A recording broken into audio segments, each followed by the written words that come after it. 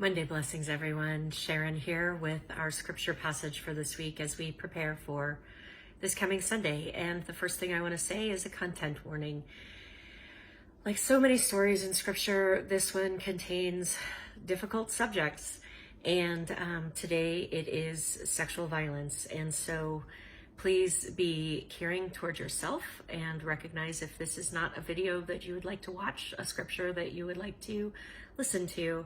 I am reading from the second book of Samuel, chapters 11 and 12, selected verses. King David is acting badly. That's where we'll begin.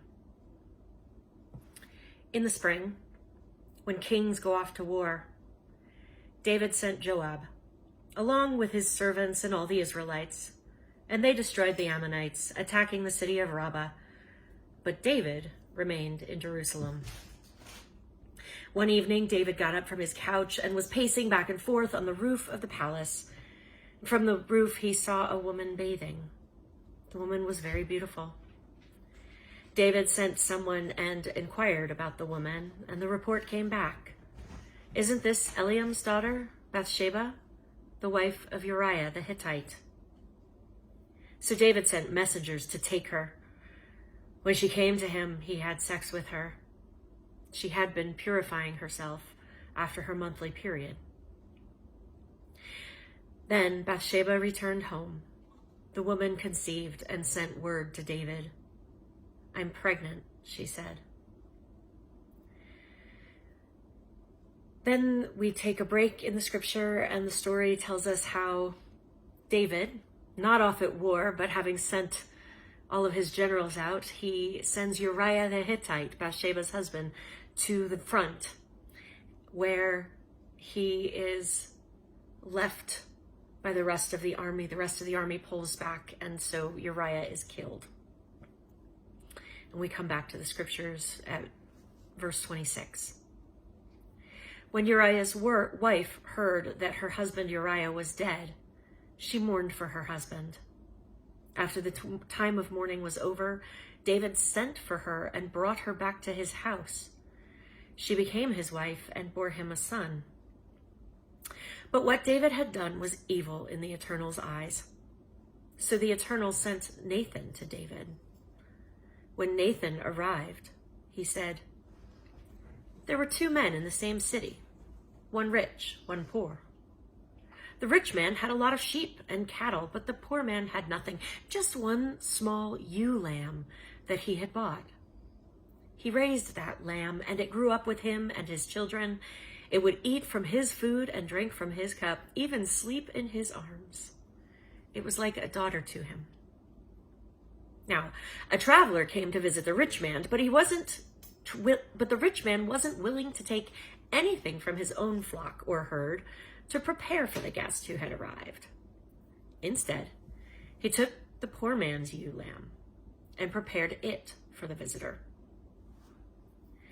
David got very angry at the man, and he said to Nathan, "As surely as the Eternal lives, the one who did this is demonic. He must restore the ewe lamb 7 times over, because he did this and because he has no compassion."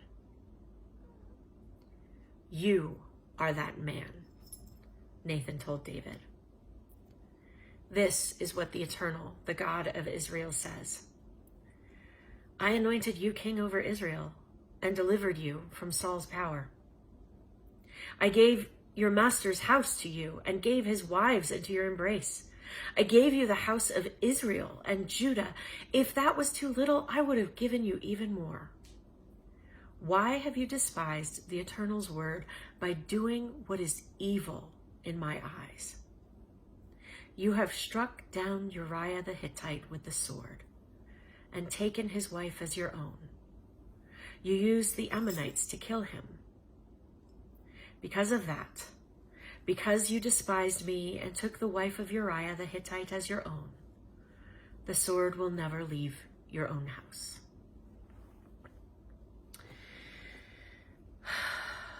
May God give us insight in this difficult reading.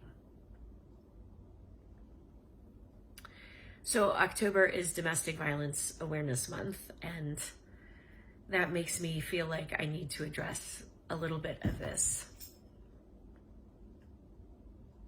This is a very hard story, and so much of this particular scripture in history has been focused on how Bathsheba, they say, lured David in. And yet there is absolutely nothing in this text that says that.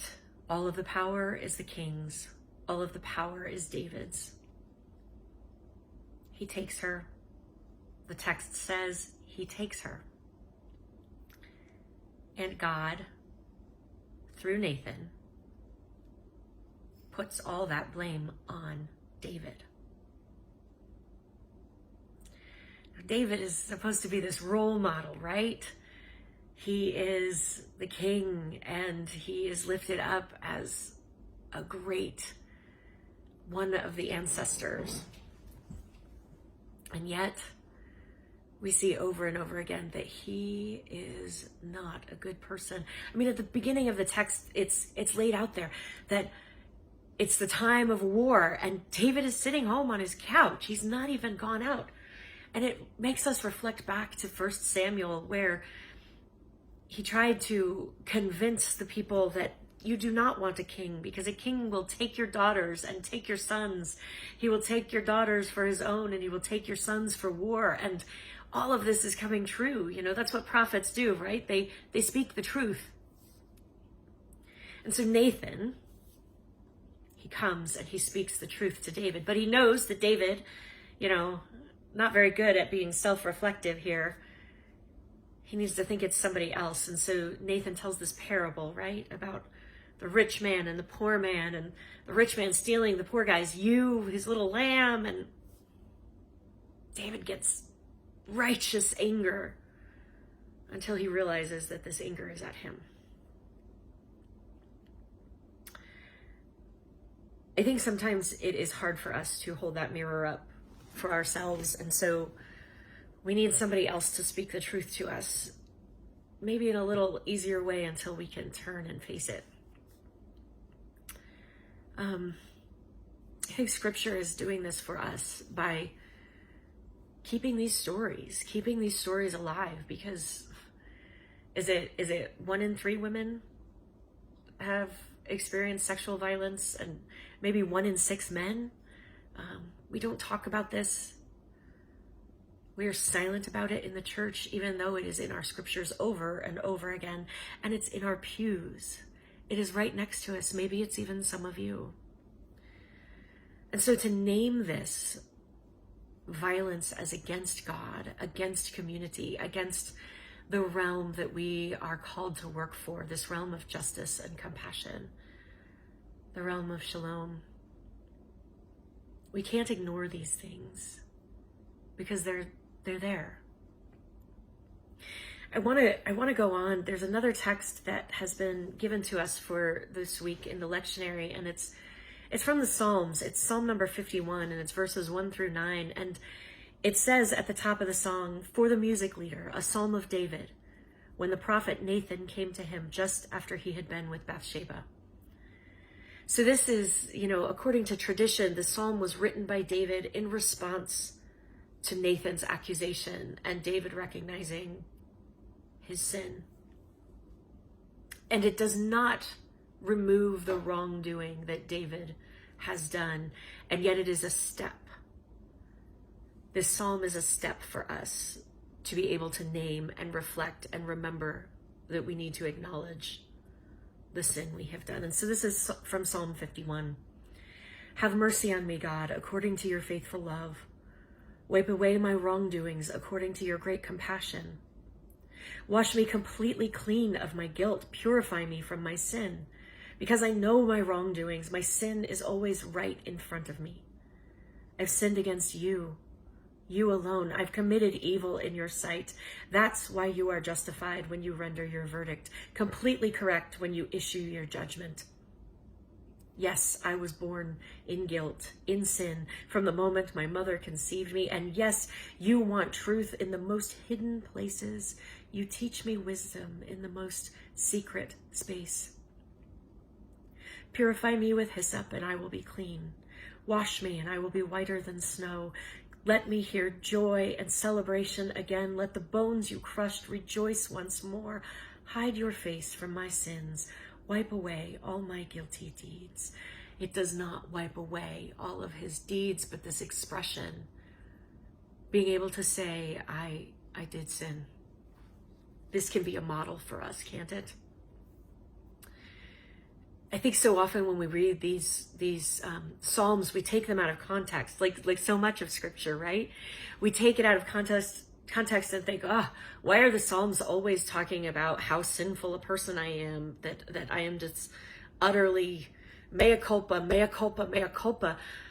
This self-flagellation is not something that we like to do, but we need to remember that this is in response to a heinous evil that happened. And these responses of, forgive me, God, I have done wrong, they should happen when we have done wrong.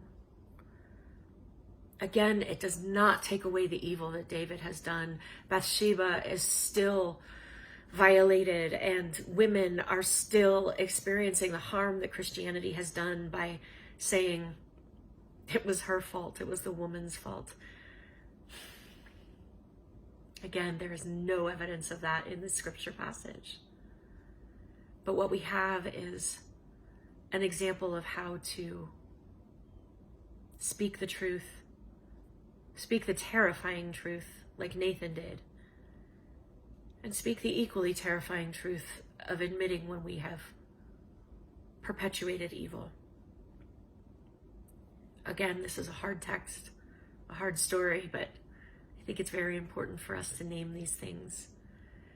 And maybe having that mirror held up for our reflection can help us to see those places where we need to actually mea culpa, name when we have done wrong, and work not to perpetuate it. May the Spirit bless you with peace, but the peace that comes through justice. Blessings, everyone.